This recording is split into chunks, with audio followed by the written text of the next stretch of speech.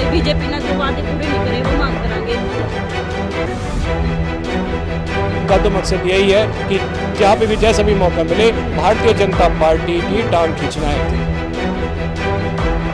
ये जो नेता है ना ये भी तो आवे है बाद में कोई को ना पूछना मांग।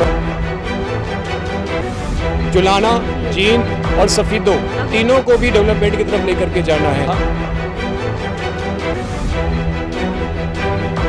कई जगह पर विरोध भी देखने मिला है उसका। राम राम सारे ने मैं उतार गिला कुसुम गोयद तो भाई कैप्टन योगेश कुमार मेरे गिला है। देखो मोहनलाल बडोली जो है जींद जाओगे और लगातार गम्मा में कौन दौड़ जान लग रही है और उनके साथ के साथ में ये भी है। राम राम की तो। राम राम जी। और सबसे पहले आपके जितने भी दर्शक हैं उन सबको मैं राम राम कहता हूँ। बिल्कुल जी, मोहनलाल बडोली का जमा साथ के साथ में चल रही हो के माहौल लग रहा है। माहौल एक तरफा है, जहाँ जहाँ मोहनलाल बडोली जी है वहाँ कैप्टन योगेश कुमार साथ में खड़ा मिलेगा।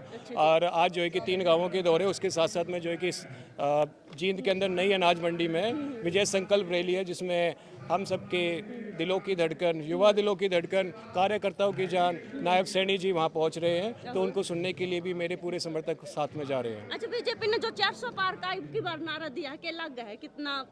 ये 101% पूरा होगा। इसमें बहुत सोच समझ के माननीय प्रधानमंत्री जी ने यह जो नारा दिया है, अब की बार 400 पार, बहुत सोच समझ के नारा दिया है। और इस नारे को और मजबूती देने के लिए हम सब भारतीय जनता पार्टी के कार्यकर्ता जी जान से मेहनत कर रहे हैं और वो पूरा भी होगा। अच्छा जी, कई जगह पर थोड़ा थोड़ा विरोध भी देखने मिला है, उसके बारे में क्या कहोगे? जो विरोध देखने को मिलता है ये तो आपको पता ही है कि लोगों को जो है कि चीज़ें रास नहीं आ रही है तो अपने अपने एजेंडा लेकर के सामने आ जाते हैं। इसके बारे में पूरा हिंदुस्तान बहुत अच्छी तरीके से जानता है। और बाकी का जो है कि भारतीय जनता पार्टी हमेशा देश हित के लिए काम करती है और ये जो चुनाव है ये देश हित, राष्ट्र हित के लिए चुनाव है। कांग्रेस ने तो अपना घोषणा पत्र भी जारी कर दिया, उसमें बहुत सारी जो चीजें उन्होंने कही है कि भाई बीजेपी ने जो वादे पूरे नहीं करे वो मांग करांगे। यूँ तो सारी पार्टियां अपने अपने जो है कि घोषणा पत्र एक दूसरे को देख करके करती है, लेकिन भारतीय जनता पार्टी की अभी जो मैनिफेस्टो जो आने वाला है वो जनमानस की सुनवाई, जनमानस की इच्छा, जनमानस के जो है कि जो चाहते हैं कि देश जो है कि किस तरीके से मजबूत बने, उन सब चीज़ों को लेकर के ये भारतीय जनता पार्टी अपना घोषणा पत्र बहुत जल्दी ही सबके बीच में लाने वाली है। और रही बात है कांग्रेस पार्टी की, उनका तो मकसद यही है कि जहाँ पे भी जैसा भी मौका मिले भारतीय जनता पार्टी की टांग खींचना है। और मैं ये कह दूं कि भारतीय जनता पार्टी की टांग अब नहीं खींच पाएगा कोई भी।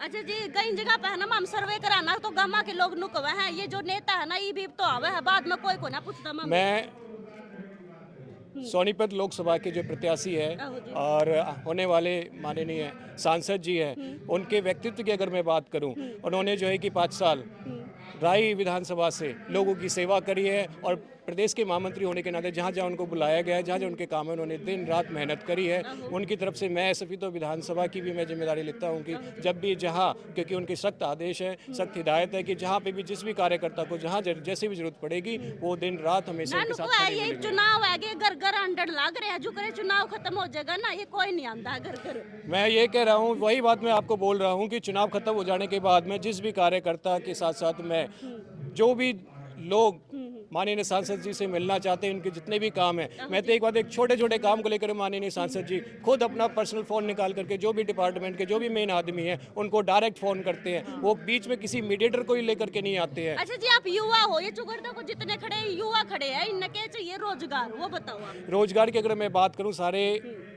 हरियाणा भारतीय जनता पार्टी ने अभी ग्रुप सी ग्रुप डी का रिजल्ट डिक्लेयर करा है, जिसमें 12,001 है, 7,501 है। और आने वाले समय के अंदर लोकसभा इलेक्शन के बाद में, अभी तो आचार संहिता है, आने वाले समय के अंदर कम सेंटर से भी अभी वैकेंसीज आने वाली हैं। साथ के साथ जो भारतीय जनता पार्टी जो विकसित भारत का जो संकल्प लेकर के आगे बढ़ रही है, विकसित भारत संकल्प में हिंदुस्तान को मजबूत करने के साथ साथ बहुत सारी अपॉर्चुनिटीज़ ऐसे आने वाली है। अभी एक स्पीच में हमारे माननीय सांसद जी ने एक शब्द भी, कुछ लाइन भी बोली है, जिन्होंने कहा है कि जुलाना, जींद और सफीदो तीनों को भी डेवलपमेंट की तरफ लेकर के जाना है। अगर तीनों डेवलपमेंट की तरफ आएंगी तो सीधी सी बात है कि यहाँ पे अपॉर्चुनिटी व्यवसाय के साथ साथ में रोजगार की भी यहाँ पे बढ़ने को मिलेगी। इसी डेवलपमेंट की अपॉर्चुनिटीज़ को लेकर के यहाँ पे जींद जिले से 9 नेशनल हाईवेज निकल के जा रहे हैं।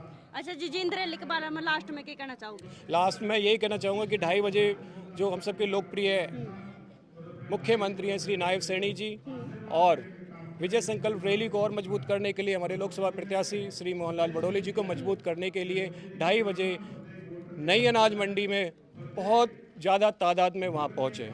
तो भाई ये थे बीजेपी के नेता कैप्टन योगेश कुमार। हालांकि ना अपनी तरफ तो बहुत बड़ी बड़ी बातें कही है, वो तो बेरा लागेगा लास्ट में जब ये बन जाएंगे और जब ये जनता के बीच में जाएंगे ना, तो तब बेरा लागेगा कि जो इनकी बातें इन्होंने कही है वो सिर्फ बातें थी या फिर असली में वादे करे थे। तो फिलहाल वीडियो ने कर दियो शेयर, मैं फिर मिलूंगी तब ना किसी और नेता के लिए, तब तक के लिए मैंने दे दो इजाजत। राम राम।